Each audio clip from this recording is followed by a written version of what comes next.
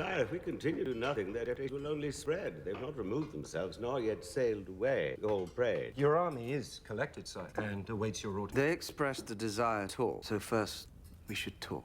This is King Ecbert of Wessex, a sovereign predator who has mastered the art of political alchemy, the ability to turn human lives, even those of his own blood, into the currency of empire. This is the transaction of souls confrontation. Most viewers watch this sequence and see a standard transition between a war council and a truce.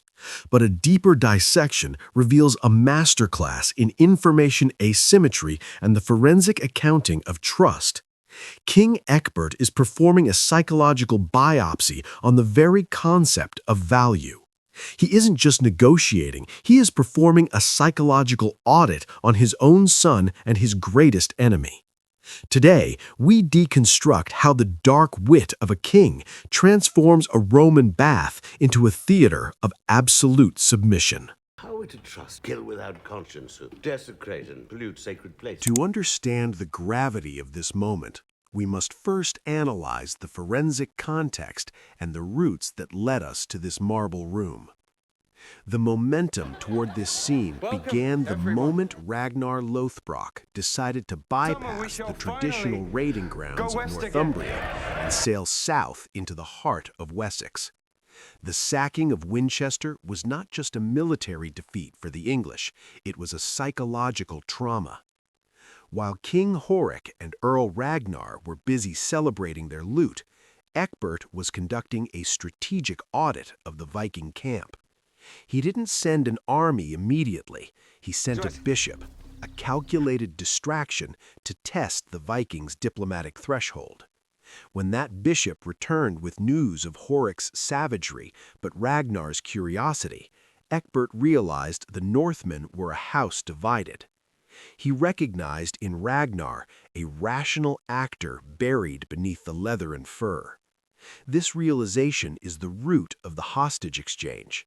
Ecbert knows he cannot win a war of attrition against a force he doesn't understand, so he has engineered this meeting to strip away the warrior script and engage in a high-level interrogation of Ragnar's true intent. For there will be an exchange of hostages before we begin. And who are we to deliver into their... My son, Aethelwulf. A hostage of the highest value is the safest hostage. We begin in the war room. Ecbert is operating from a position of System 2 logic.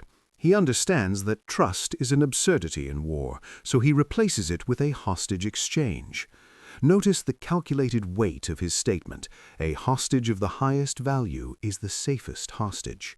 This is strategic layering. By offering his own son, Aethelwulf, Ecbert is weaponizing his own vulnerability to force Ragnar into a state of obligation. He is monetizing fatherhood to secure a tactical floor for the negotiations. When we were pagans, do you think we cared? But I swear to you, my son, I would never surrender you without your blessing. This line is a masterclass in ideological parasitism. Ecbert is dismantling the dehumanization script used by his own council. By acknowledging that pagans love their children, he isn't being kind, he is being clinical. He identifies a shared biological vulnerability. If the Northmen love their children, they can be controlled through them. This is the information asymmetry that Ragnar doesn't see yet. Ecbert is using the illusion of empathy to find a handle on the Viking soul. When he asks for Aethelwulf's agreement, he is performing a calculated distraction, making the boy feel he has a choice, when in reality, the decision was made the moment the Vikings landed in Wessex. Sire, may I present Earl Ragnar Lothbrok? You may leave us. All of you. Will you not join me? This is the moment of surgical excision. Notice the environment. This is not a Viking hall. It is a Roman relic. Ecbert is sitting in the remains of a civilization that understood the axiom of power centuries before Ragnar was born. By inviting Ragnar to strip and join the bath, Ecbert is performing an act of status devaluation. A man without his axe, his furs, or his boots is a man stripped of his warrior persona. Ecbert is forcing Ragnar into a state of physical and psychological nakedness. He is manufacturing a false equality to hide the fact that Ragnar is stepping onto Ecbert's ideological home turf. Now we are equal. We can talk together honestly, man to man. Philosophically, this is the ultimate linguistic trap. When Ecbert says, "now we are equal," he is lying with the truth. They are equal in their nakedness, but the information asymmetry has never been wider.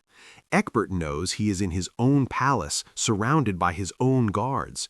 He knows the history of the water he sits in. He knows the calculated distraction of the heat. He is creating a controlled environment where he can observe Ragnar's reactions without the theater of war to protect him. This is the truth weaponized. Ecbert is using the feeling of honesty to extract the reality of Ragnar's intent. May I ask you a question, Ragnar Lothbrok? Why do you not go home? This is the full stop of the interrogation. Ecbert doesn't ask about the gold, the raids, or the gods. He asks about home. This is the System 2 probe designed to find Ragnar's strategic ambition. By asking this, Ecbert is performing a diagnostic audit on Ragnar's soul. He is trying to determine if Ragnar is a raider who leaves or a settler who stays. This is the forensic accounting of intent. If Ragnar stays, he is an existential threat to Wessex. If he goes, he is just a storm to be weathered. Ecbert is seeking to monetize Ragnar's curiosity. He realizes that a man who wants to discuss things man to man in a bath is a man who has already abandoned his own cultural shield. I don't care about treasure. I'm a very, curious man. I want to see your lands and I want to see how you farm them. The human cost of this encounter is the irreversible surrender of Ragnar's tactical initiative. In his desire to meet a peer, he has allowed himself to be audited by a man who views peers only as future subjects. Ragnar entered this water looking for a mirror. He found a cage. He accepted the illusion of empathy from a man who just admitted he treats his own son as a hostage of value. The transaction is complete. Ecbert has traded the safety of his son for the secrets of his enemy. He has successfully settled the account before a single treaty was signed. He sought an answer to a simple question, and in this quiet, temperate water, he found the blueprint for the eventual colonization of the Northman's spirit. He looked at a legend and saw only a calculated distraction from his own rise to power.